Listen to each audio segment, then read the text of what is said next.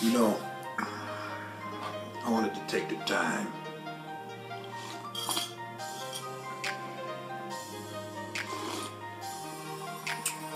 in this video to deal with a subject that I think needs to be dealt with, and I'm not going to labor long. But when I tell people that I don't debate my intellectual inferiors, I make it very clear. I don't spend time going back and forth with people. This is just something I don't do. I mean, I set these channels up to share my opinions on social, political, and religious issues. Before I set these channels up, I used to write blogs. Those of you who have been following me since their conception, you know this. I've shared this many times. I don't have time to go back and forth. That's just a practice that I don't engage. I didn't engage in it when I wrote my blogs. I don't engage in it when I do my videos. And the reason why I don't do that is for two reasons. As I said, the first being is that I simply don't waste my time attempting to debate people who are not on my level intellectually. I mean, and that's not for you to decide, that's for me to decide. That's my decision.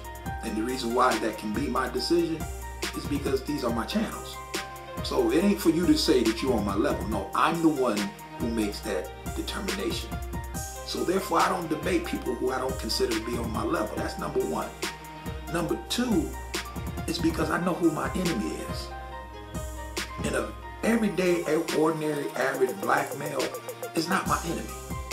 Now, we can disagree, ain't nothing wrong with that. And I've said this in many of my videos. You're not my enemy because we can't see eye to eye on a particular issue. That's not what makes you my enemy. I never would classify an average black male who I disagree with as my enemy, even though I may disagree with him. Now, if you want to talk about black pastors, black politicians, some of these civic organizations, dope dealers, those who exploit the community, yes, those are my enemies, because those are the ones who are impeding our progress. But an everyday black male who just happens to see things different than I do, he's not my enemy. Therefore, I ain't gonna waste my time attacking him. And I don't know how clear I can make this for you, Negroes. You black men. You black men will take a brother who has a different opinion than your own. You know, oftentimes when I tell people that I have studied the Afro-American Negro, they find that to be a comment that makes them chuckle. They laugh to themselves when I inform them that I have studied him.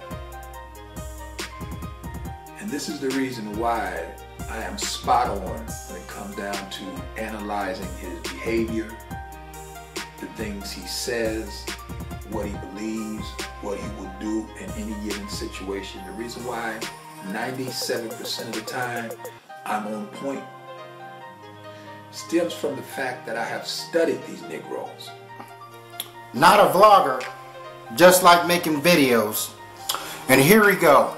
And that demonstration there of clips from the masterpiece works of a one David Corrall, I showed you, you know what I'm saying, the contradictions there.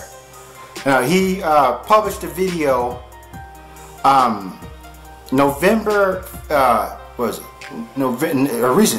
12th, African American Negro Men, very simply titled, you know, where he's trying to be condescending. He tries to be, you know, I hate to say it, liberal. He says that I'm not your enemy. So we see the backpedaling he's doing there. You know, he's trying to be like, in that video there, he's trying to be a sly fox. You know, so he can dodge scrutiny. And then I took a clip where you see him in the blue background from a video called Negroology 101, which is also published this month. I forgot what date. And you see there that this is the reason why people have a problem with your statements. You know, in the one video he's talking about, hey man, I'm not your enemy. I'm a dude with an opinion. I got an opinion. You know, he got his hands up. But you know, and there when he says, I have studied this this Negro, and I know who he is, I'm pretty spot on. You know, as if we're people inside of a cage, you know, and he has his lab coat on, taking notes with his lab coat and his clipboard, taking notes like we are an animal. That, and I'm showing you guys the contradictions right there in black and white, and a lot of people won't see it because I guess David Corrall himself did a poor job of teaching his fan base to properly process information. I'm showing it to you. Now, the thing is, David Corrall puts his videos on a public forum, public domain. And when you put your videos out there, your rhetoric, your hodgepodge, you have to expect a retort, especially things he says. When he says that he got the attitudes of the so-called black men, Negro men, down pat. That he knows our every moves, our thought process, and why we do things. But I'm going to go into his earlier statements there. He says that he doesn't have time. You see him. So why doesn't he want to go back and forth? Now, anybody who knows me, knows my channel, I love challengers. I accept all challengers. You know, if you're willing to have a problem with any of my videos, if you want to make a rebuttal, if you want to have a civil debate, I'm all for it. You know, that's why I put my videos here on a public domain. And the thing is with David, you know, he's going to say that, well, you have to be on his intellectual level. But technically somebody doesn't have to. They may just have a problem with what he says. They may say, hey man, I may not be on your level, you know what I'm saying, I may not have your same sort of intellect, but I think what you're saying is wrong, especially when you put black people in a big box, when you put us in some sort of burlap sack, you know, and put a label on us and say that you know our every move.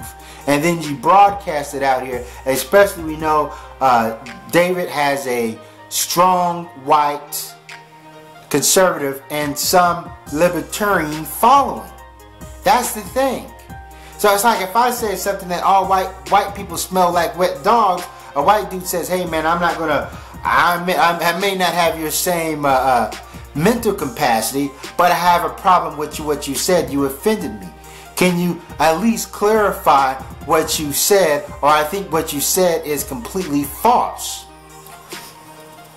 And that's the thing. And then he says, well, I don't have time to go back and forth. So what is it? Is it the fact that you don't want to, you don't feel that people are on your level, or that you don't simply have time? Now, I know what it is. I understand he plays the YouTube game pretty good. And I understand then that he just doesn't feel like it. He's want to go in, make a name for himself, get his views, make his money, and say whatever meaningless banter, because we know black people are the easiest people to criticize. I'm like, he got an easy homework assignment. And when people say that black people can't accept the truth, that is a lie. Black people will accept even untruths about themselves. They just sit there and say, yeah, we've been conditioned to that. David Corrall is not unique. People like him always existed. Even if we go back to what they consider the golden era, the Jim Crow era, when the black family was together, when there's no way you can ignore and blame black people for their problems when the Ku Klux Klan used to would be in mass. You know, that'll just threaten black people with fear, have us paralyzed with fright.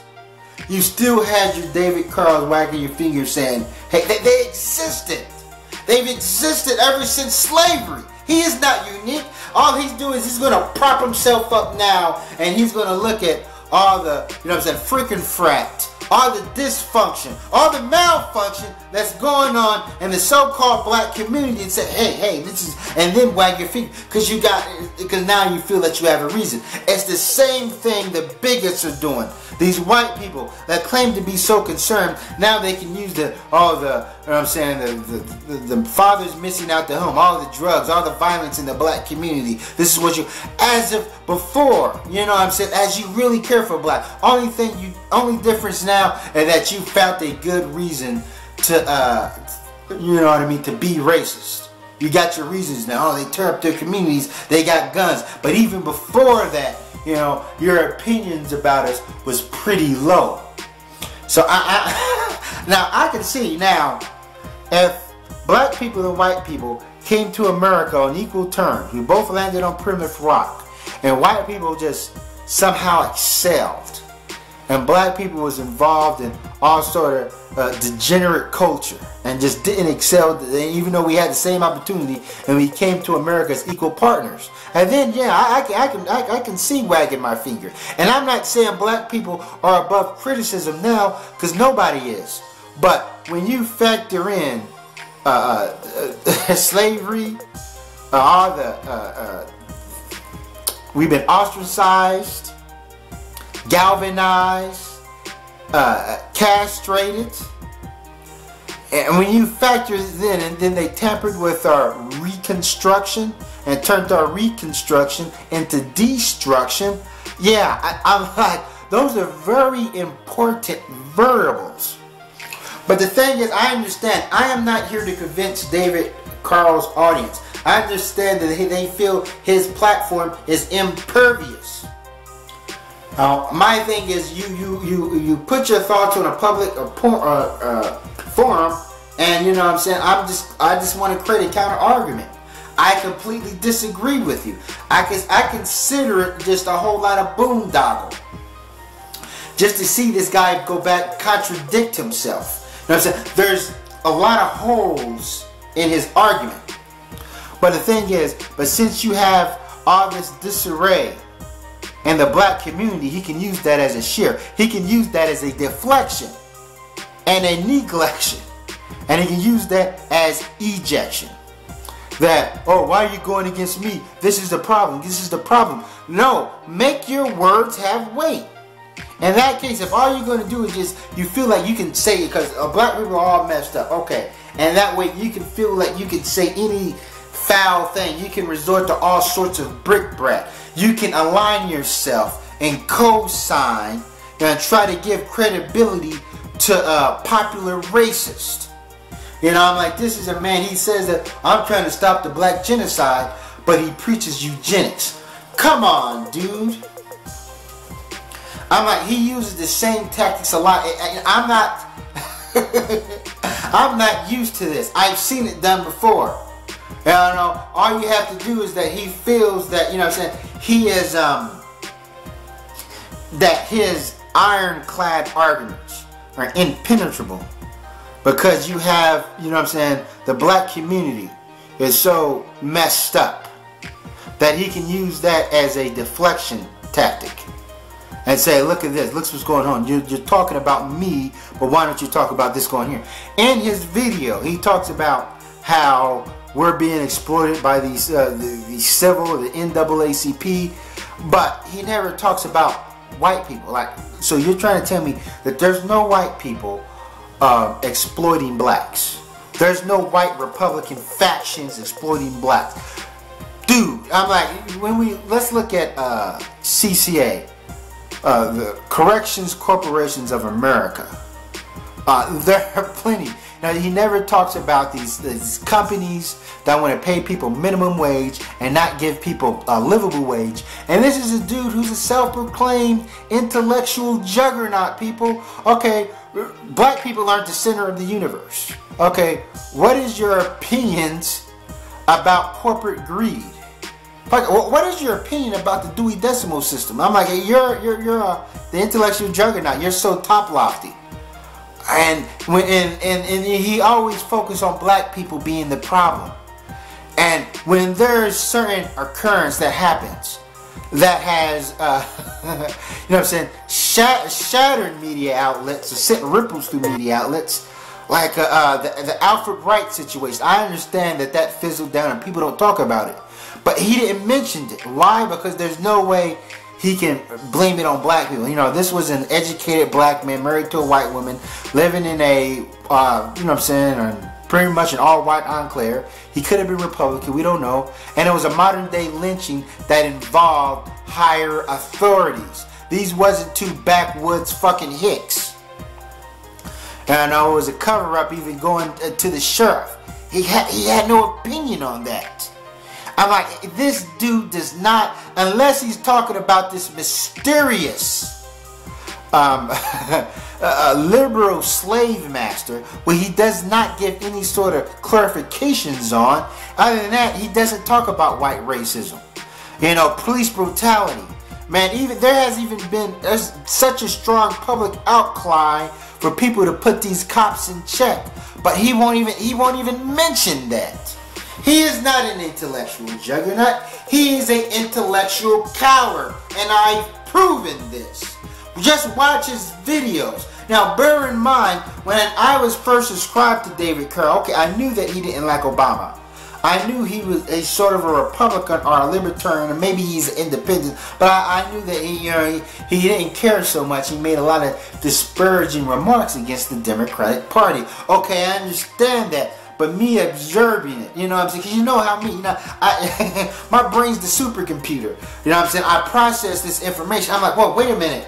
You know, he said something here that, you know what I mean, that completely contradicts that over there. I'm like, his statements are just broad generalizations. You know, and then sometimes I sit back and I reflect and I say, no, maybe David Corrall, his channel is meant to be a joke. That he wanted to create this persona of a black Archie Bunker, and he wants to see how far he can go. He can see like, oh, I want to see how bad I can bash and run black people's face in the mud, run black people through the muck and the mire, that I can get away with and still have black followers. I want to see if I can co-sign and back the statements of white racists, people who said bigoted remarks, and let's see if they still follow me. I want to contradict myself on many different angles and many different turns. I want to say outlandish stuff like I am this intellectual stronghold.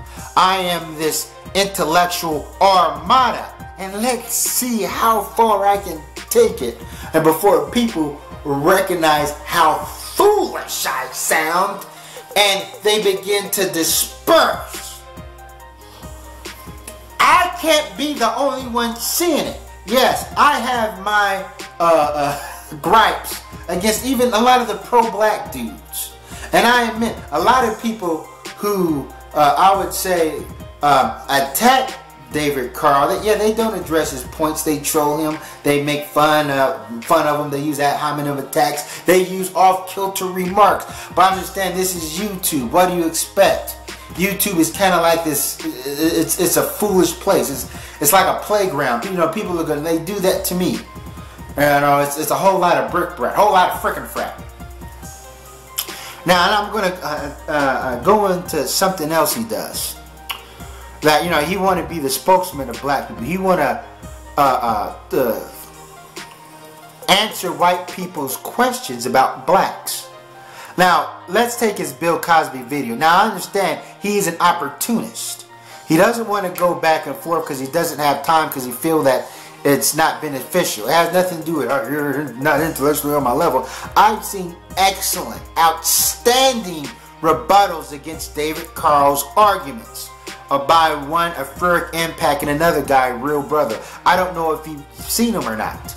And also, for him to say that he stands head and shoulders over the petty squabbles here on YouTube, that is a lie. No, we know that he stepped up to defend Tommy Sotomayor, against tax. I thought you didn't have time. I've seen him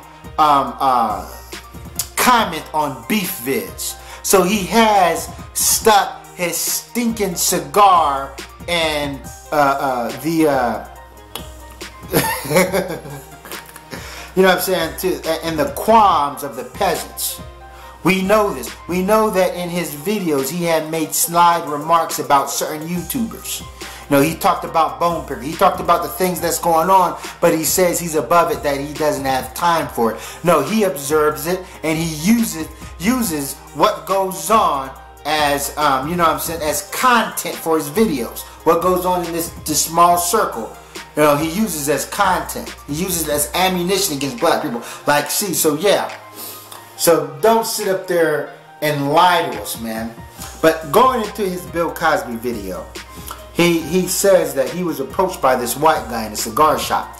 And this white guy asked him, why do black people have a problem with Bill Cosby? And he said, I'm going to answer that in my latest video. So now he's speaking up for all black people, to answer this white man. Interesting. Now, we know about that comedian, and I think that comedian was corny, that used Bill Cosby's rape allegations as stand-up material. And David Corrall used this black dude as a poster boy for the thoughts of all black people, and said, well, black people don't like Bill Cosby, not because of his rape allegations, because he tells black people the truth. Because black people don't like hearing the truth. I'm like, the most logical thing he says that, well, black people generally like Bill Cosby. Some black people had a problem with Bill Cosby's statements. When he said that black people need to stop or the youth, or the attitudes of the youth, stop speaking in jibber jabber and pull your pants up. And I didn't have a problem with Bill Cosby. That was out of concern. It wasn't seem like it was just chastisement, just meaningless chastisement of the black commonwealth. That he wasn't somebody that sitting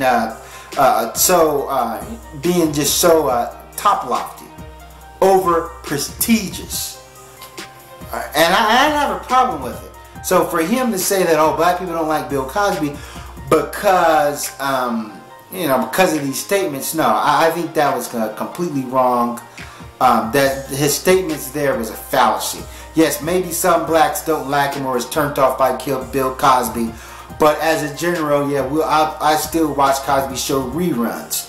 But of course, David Corrall, being an opportunist, he's going to take that and run with it because it was hot in the media, and so that generates more revenue for him and so forth. But that's all I want to say for this. Thanks for watching, and sally forth.